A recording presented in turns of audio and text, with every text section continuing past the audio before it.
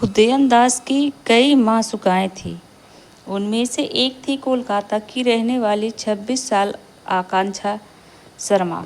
उसके पिता शिवेंद्र शर्मा पश्चिम बंगाल के बांकुरा जिले के एक बैंक में चीफ मैनेजर थे।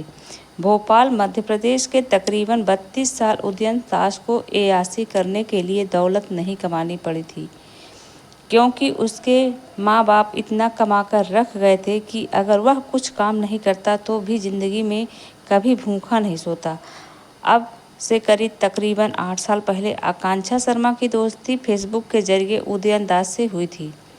फेसबुक चैटिंग में उदयन दास ने खुद को IAS अफसर बताया था, जो अमेरिका में रहता है और अक्सर भारत आया करता है। अपने माता पिता BK दास को उसने भेल भोपाल का अफसर बताया था, जो रिटायरमेंट के बाद रायपुर में खुद की फैक्ट्री चला रहे हैं, और माँ इंद्राणी दास को पुलिस महकमे के से रिटायर्ड DSP बताया था। उसने माँ का भी अमेरिका में रहना बताया था। उदयन दास का ने आकांक्षा शर्मा को यह भी बताया था कि वह IIT दिल्ली से ग्रेजुएट है, आजकल जैसा कि आमतौर पर फेसबुक चैटिंग में होता है। वह आकांक्षा शर्मा और उदयन दास शर्मा में भी हुआ पहले जान पहचान, फिर दोस्ती और उसके बाद प्यार। जल्द ही दोनों ने मिलना जुलना शुरू कर दिया। उदयन दास भले ही भोपाल में रह रहा था, पर आकांक्षा शर्मा के लिए तो वह अमेरिका में था। इसलिए जल्द ही उदयन दास ने उसे बताया कि वह दिल्ली आ रहा है।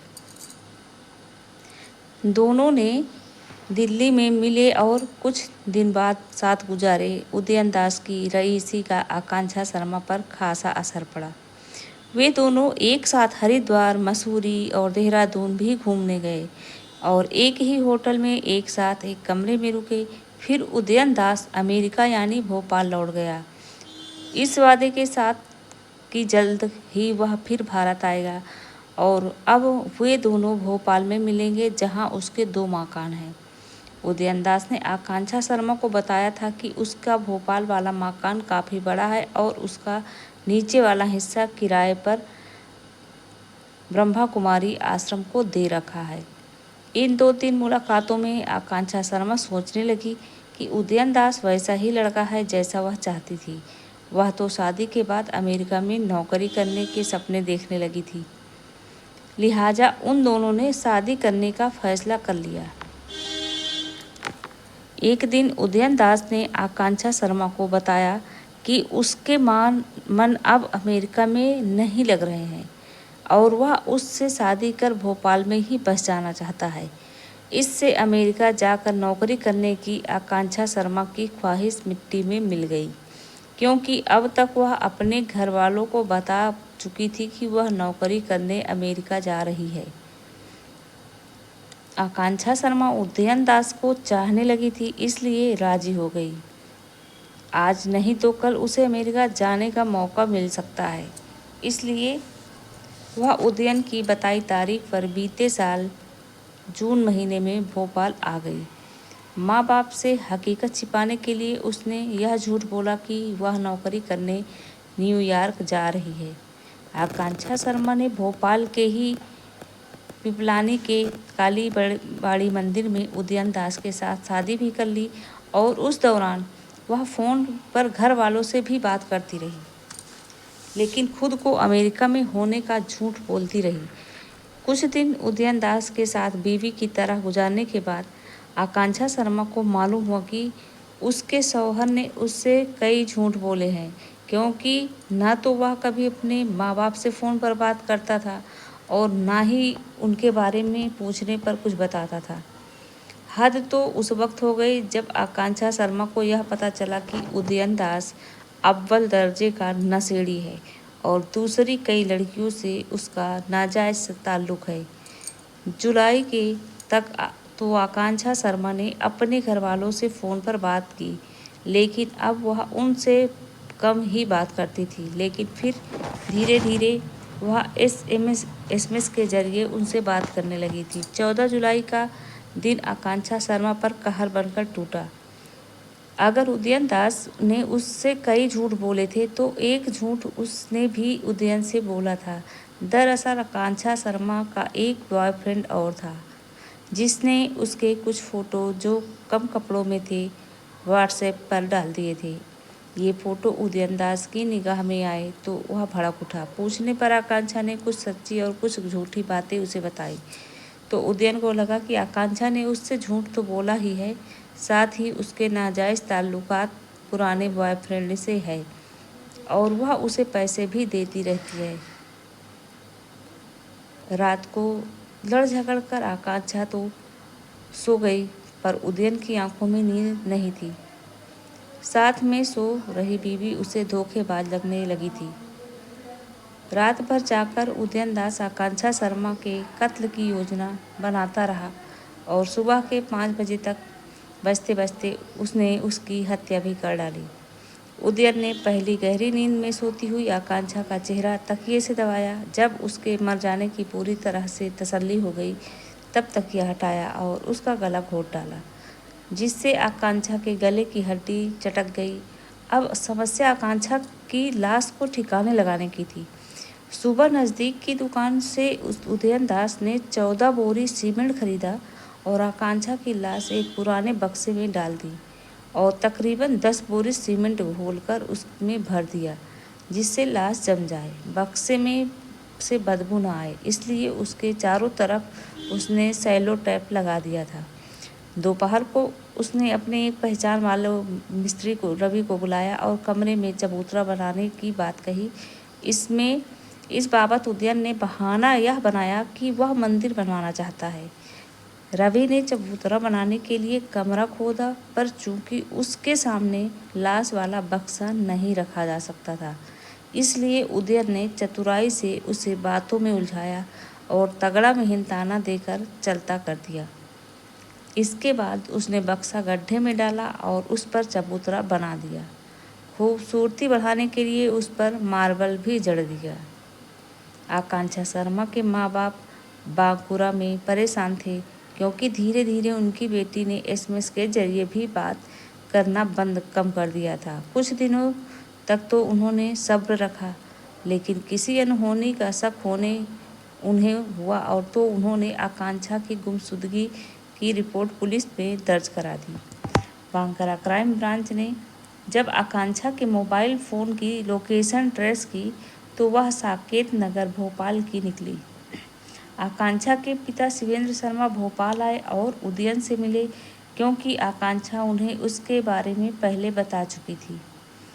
उदयन ने उन्हें गोलमोल बातें बनाते हुए चलता कर दिया था कि आकांक्षा तो न्यूयॉर्क में नौकरी कर रही थी। शिवेंद्र शर्मा के हाव भाव देखकर समझ तो गए कि दाल में कुछ काला जरूर है, पर कुछ कहने की हालत में नहीं थे। बांकुरा जाकर उन्होंने फिर से पुलिस पर दबाव बनाया तो क्राइम ब्रांच की टीआई अमिताभ कुमार 30 जनवरी को अपनी टीम समेत भोपाल आए और गोविंदपुर इलाके में के सीएसपी वीरेंद्र कुमार मिश्रा से मिलकर उन्हें सारी बात बताई। इस पुलिस टीम ने साथ आकांक्षा का छोटा भाई आयुष सत्यम भी था, जो बहन की चिंता में घुला जा रहा था। पुलिस वालों ने योजना बनाकर उदयन की निगरानी की तो उसकी तमाम हरकतें रहस्यमयी निकली। 31 जनवरी और 1 फरवरी को पुलिस उदयन की निगरानी करती रही, इससे ज़्यादा कुछ और हासिल नहीं हुआ। तो उन्होंने 2 फरवरी को उदयन के घर MIG 62 sector 3/A Saket Nagar पर दबिश डाल दी। उस वक्त उदयन दरवाजे पर ताला लगाकर अंदर बैठा था। गोविंदपुर थाने के ASI सत्येंद्र सिंह कुशवाहा छत के रास्ते अंदर गए और उदयन से मेन गेट का ताला खुलवाया। फिर तमाम पुलिस वाले अंदर दाखिला हुए। अंदर का नज़ारा अजीबोगरीब था। उदयन का सारा घर धूल और गंदगी से भरा पड़ा था। तीनों कमरों में तकरीबन 10,000 सिगरेट के ठूंठ बिखरे पड़े थे और शराब की खाली बोतलें भी लुढ़की पड़ी थी। खाने की बासी प्लेटें भी पाई गई, जिनसे बदबू आ रही थी। पर सबसे ज़्यादा हैरान कर देने वाली बात दूसरे कमरे में बना एक चबूतरा था, जिसके ऊपर फांसी का फंदा लटक रहा था और कमरों की दीवारों पर जगह जगह प्यार भरी बातें लिखी थी। चबूतरे के बाबत पुलिस वालों ने सवाल जवाब शुरू किए तो पहले तो वह उदयन खामोश रहा, पर थोड़ी देर बाद ही उसने फिल्मी स्टाइल में कहा कि उसने आकांक्षा का कत्ल कर दिया है और उसकी लाश इस चबूतरे के नीचे दफन है। इतना सुनते ही पुलिस वालों के होश फाख्ता हो गए। उन्होंने तुरंत चबूतरे की खुदाई के लिए मजदूर बुला लिए। चबूतरा इतना पक्का था कि मजदूरों से नहीं खुदा तो पुलिस वालों ने उसे जेसीबी मशीन से खुदवाया। थोड़ी खुदाई के बाद निकला वहाँ वह बक्सा जिसमें आकांक्षा की लाश 2 महीने से पड़ी थी। बक्सा खोला गया तो उसमें से आकांक्षा की मुड़ी तुड़ी हड्डियाँ निकली, जिसे पहले पोस्टमार्टम के लिए फिर डीएनए टेस्ट के लिए भेज दिया गया। उदयन दास के माँ बाप कहाँ हैं, यह सवाल भी अहम हो चला था।